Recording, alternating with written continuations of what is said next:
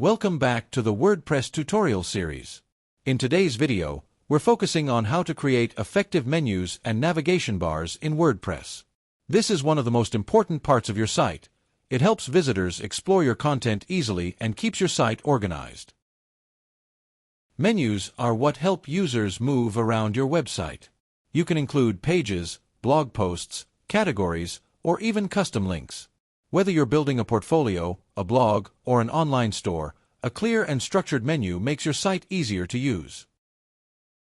Now, let's walk through how to create a menu. I'll show you where to find the menu settings, how to build your own menu, and assign it to different parts of your site. It's super easy and can be fully customized to match your site's design and goals.